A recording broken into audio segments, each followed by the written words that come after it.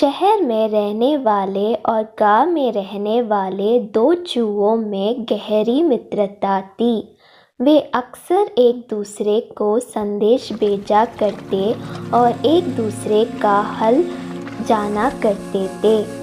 एक बार गांव में रहने वाले चूहे ने शहरी चूहों को गांव आने का निमंत्रण भेजा। शहरी चूहे ने निमंत्रण स्वीकार कर लिया। सप्ताहांत का समय नियत हुआ और गांव का चूहा अपने शहरी मित्र के आने की प्रतीक्षा करने लगा। वह उससे ढेर सारी बातें करना चाहता था। उसे गांव के खेत खलिहानों की सैर करवाना चाहता था। वह अपने मित्र की आवभगत में कोई कसर नहीं छोड़ना चाहता था, इसलिए वह उसके लिए ढेर सारे फल और अनाज इकट्ठा करने में लगा हुआ था। आखिर वह दिन भी आया जब शहरी चूहा गांव पहुंचा। दोनों मित्र एक दूसरे से मिलकर बहुत खुश हुए। बहुत देर तक वे बातें करने लगे और एक दूसरे को अपना हाल बताते रहे। फिर दोनों भोजन के लिए बैठे। भोजन में गांव के चूहे ने अनाज और फल परोसे, जिसे खाकर दोनों ने आराम किया। शाम को गांव का चूहा अपने शहरी मित्र को गांव दिखाने ले गया। शहरी चूहा वहां के खेत खलिहान देखकर आनंद से भर उठा। वह की शुद्ध हवा में प्रवेश लेकर उसका मन प्रफुल्लित हो गया। गांव का चूहा बोला, गांव का वातावरण और वायु शुद्ध है, जो तुम्हें शहर में शायद ही नसीब होती होगी मित्र। शहरी चूहा शहर की समस्याएं जानता था। वह वर्षों से वहां रह रहा था, लेकिन गांव के चूहे मित्र की ये बात उसे बुरी लग गई। हालांकि वह कुछ बोला नहीं। गांव का चूहा गांव के प्रशंसा में लगा हुआ था। वह उसे जंगलों में ले गया और बोला, मित्र, ऐसा प्राकृतिक और मनोरम दृश्य तुम्हें शहर में देखने को नहीं मिलेगा, इसलिए आज इस दृश्यों का आनंद ले लो। शहरी चूहा को यह बात भी चुभी, लेकिन वह कुछ नहीं बोला। वह सोचने लगा कि अब अपने इस ग्रामीण मित्र को शहरी चकाचौंध का जीवन दिखाना पड़ेगा। तब इससे समझ आएगा कि शहर कितना शानदार होता है। रात होने पर दोनों चूहे घर वापस आ गए।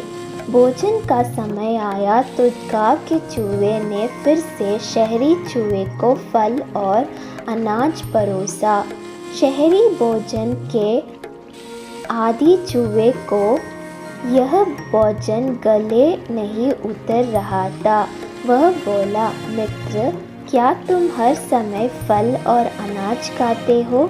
शहर आओ, मैं तुम्हें एक से बढ़कर एक पकवान खिलाऊंगा, साथ ही वहाँ का शानदार जीवन भी दिखाऊंगा।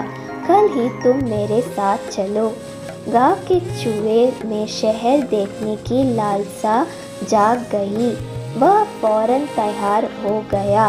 रात नरम घास पर सोने के बाद अगली सुबह उठकर दोनों शहर के लिए निकल गए।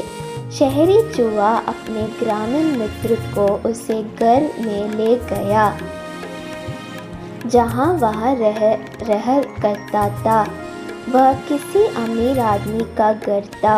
उसमें ही शहरी चूहे का बिल था।